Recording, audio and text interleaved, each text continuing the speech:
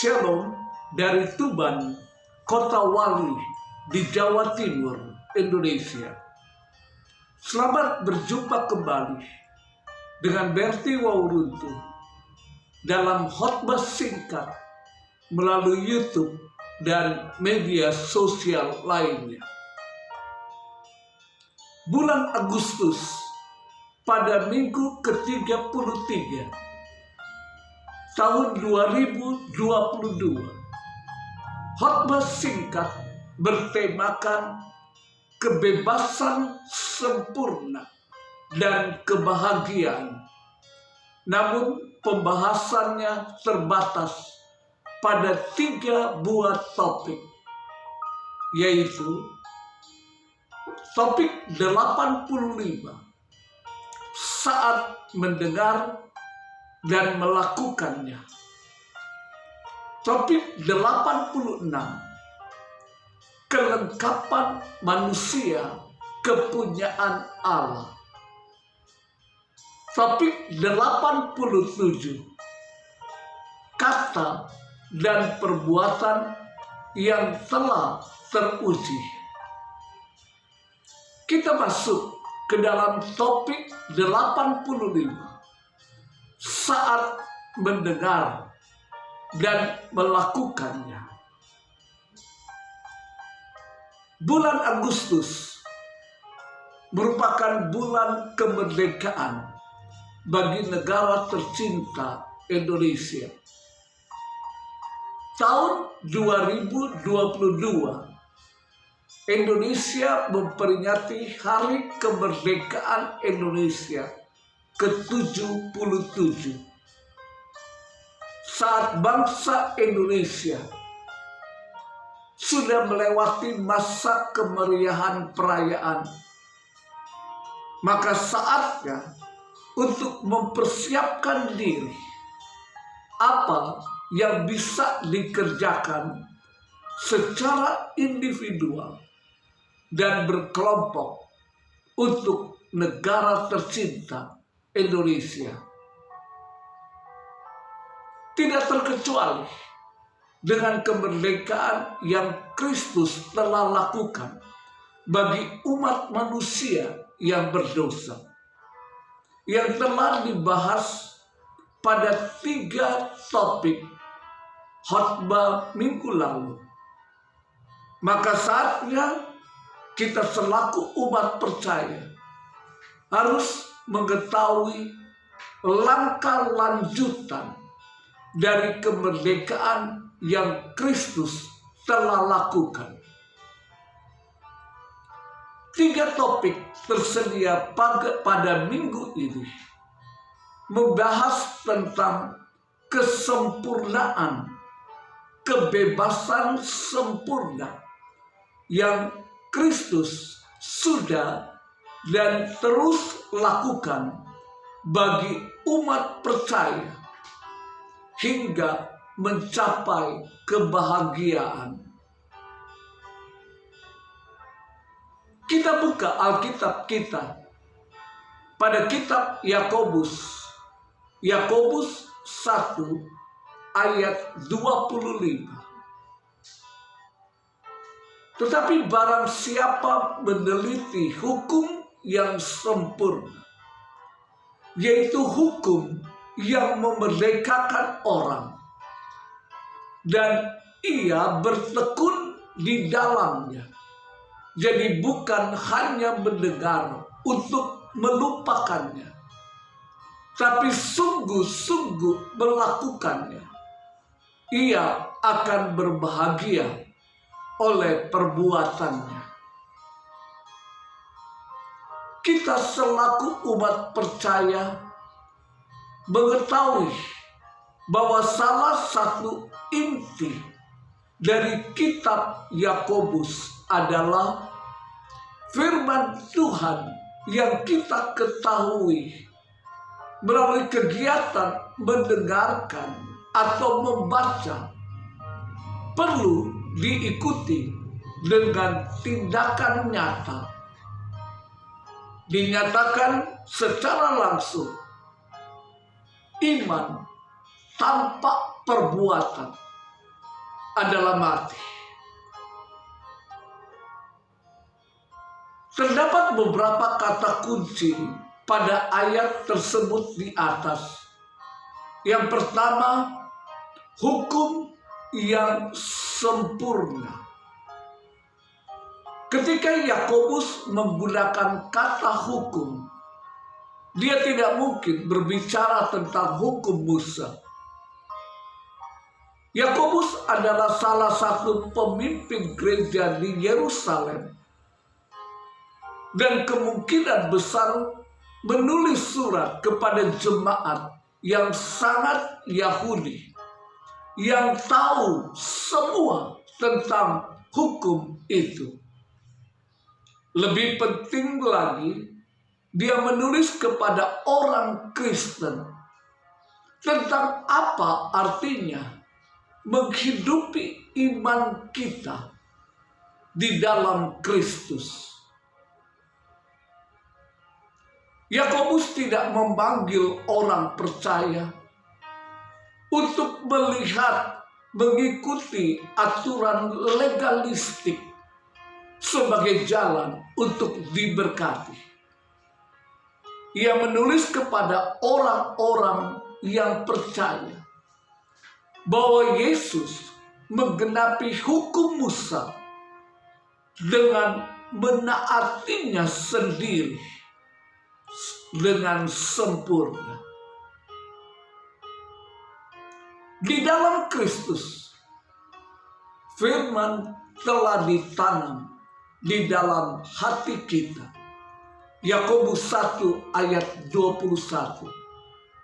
Itulah firman yang kita dengar dan taati, karena kita percaya kepada Bapa kita. Firman itu adalah hukum yang sempurna.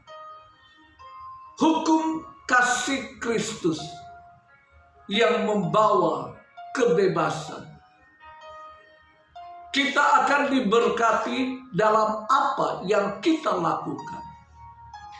Janji ayat ini saat kita melihat dengan seksama ke dalam hukum itu dan menaatinya. 2. Kata memerdekakan kamu. Sebagai anak domba Allah yang menghapus dosa manusia, Yesus memberikan nyawanya menjadi tebusan bagi banyak orang. Matius 20 ayat 28. Yesus merasakan kematian bagi semua orang. Ibrani 2 ayat 9. Bahkan Yesus menebus umat pilihan dari kutuk hukum Taurat dengan menjadikan dirinya terkutuk bagi orang berdosa. Galatia 3 ayat 13 dan 14. Dan pada puncaknya mencurahkan darahnya sendiri di atas kayu salib. Kolose 1 ayat 20. Karena itu barulah kita bisa diperdamaikan dengan Allah. Roma 3 ayat 25. Roma 5 ayat 8 sampai 11. Filipi 2 ayat 6 sampai 8. Kolose 1 ayat 20 sampai 22. Jadi dosa kita, Anda dan saya, ditimpakan kepadanya, dan kebenarannya ditimpakan pada kita. Ketiga, bukan hanya mendengar untuk melupakannya. Jika Anda dan saya serius ingin menjadi kuat dan matang secara rohani, kebiasaan yang harus Anda tubuhkan adalah dengan menghafal ayat Alkitab. Menghafal adalah keterampilan yang bisa dipelajari. Bahkan menghafal ayat-ayat Alkitab membuat otak Anda dan saya memiliki memori yang lebih besar dalam hal mengingat hal-hal lain. Dan ini sudah dibuktikan dari berbagai penelitian. Mengapa penting untuk menghafal Alkitab? Anda dan saya akan selalu dekat dengan firman Tuhan. Dan ketika Anda sedang dicobai, tidak ada Alkitab yang terbuka di samping Anda. Ketika Anda bersaksi pada seseorang yang tidak mengenal Yesus, ketika di tengah menghadapi berbagai tekanan dan kebutuhan, dan perlu penghiburan, atau tengah dalam kemelut, biasanya tidak ada Alkitab di sekitar Anda. Maka Anda perlu firman Tuhan dalam pikiran Anda, supaya Anda dan saya bisa mengingat dan mereviewnya kembali saat Anda membutuhkan. Cara lain adalah baca Alkitab Anda.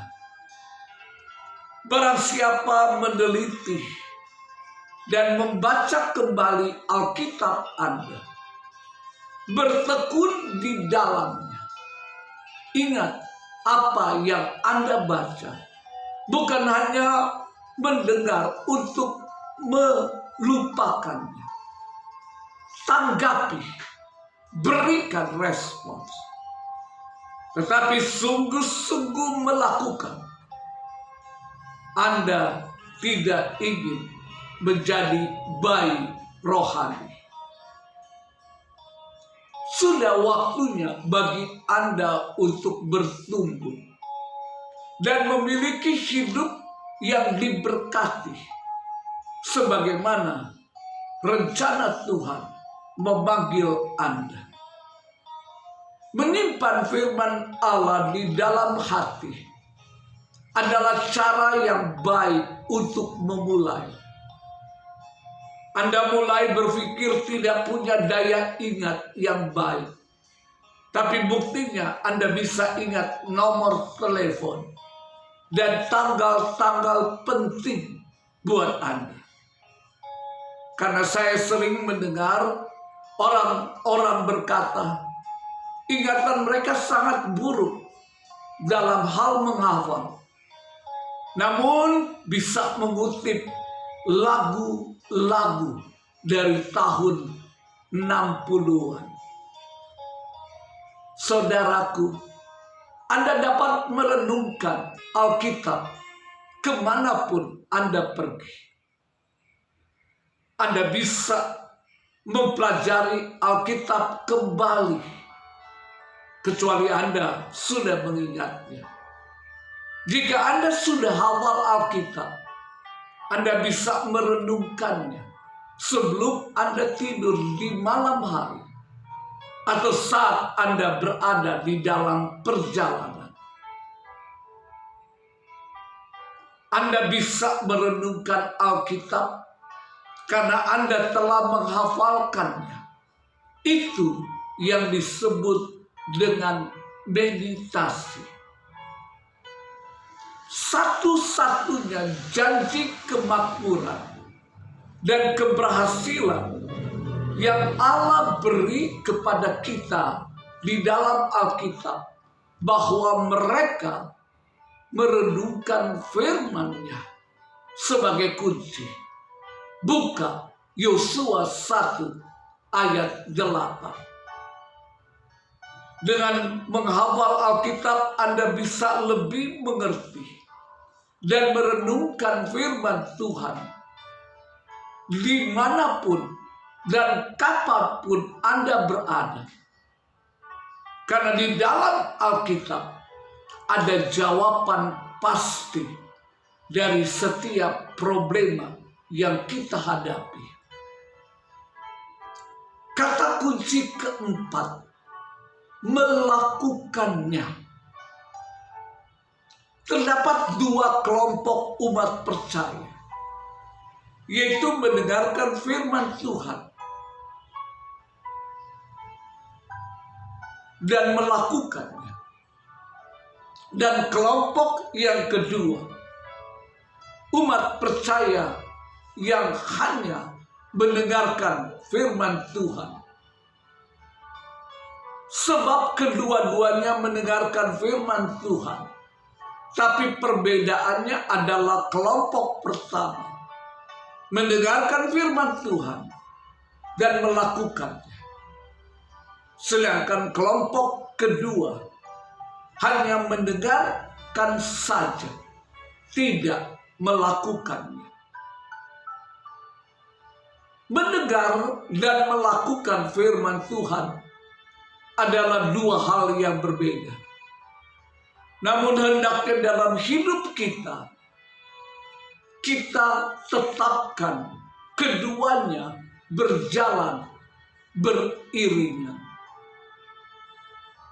Dalam surat Yakobus dinyatakan, tapi hendaklah kamu menjadi pelaku firman dan bukan menjadi pendengar saja. Sebab jika demikian, kamu menipu dirimu sendiri. Yakobus 1 ayat 22. Bahkan Yesus mengatakan di dalam Lukas 11 ayat 28, yang berbahagia ialah mereka yang mendengarkan firman Allah dan yang memeliharanya.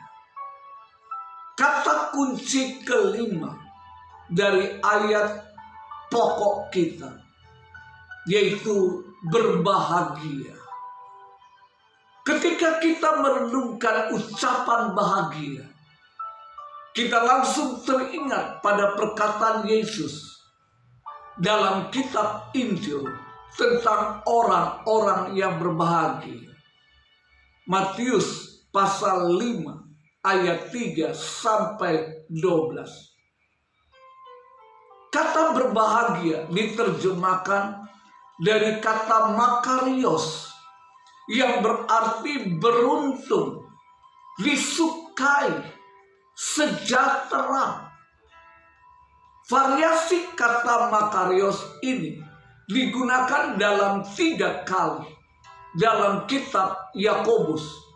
Yakobus 1 ayat 12, Yakobus 1 ayat 25, Yakobus 5 ayat 11.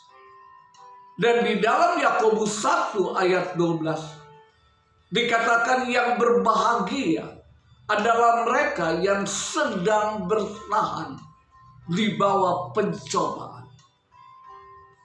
Dalam Yakobus 1 ayat 25 yang merupakan ayat pokok dalam topik ini, mereka yang mendengar dan melakukan firman Tuhan disebut berbahagia. Barang siapa yang meneliti hukum yang sempurna akan berbahagia oleh perbuatannya. Ini serupa dengan ucapan Yesus dalam Lukas 11 ayat 28. Yang berbahagia ialah mereka yang mendengarkan firman Allah dan yang memeliharanya. Terakhir, yang dipakai dalam Yakobus 5 ayat 11 adalah bentuk kerja dari berbahagia.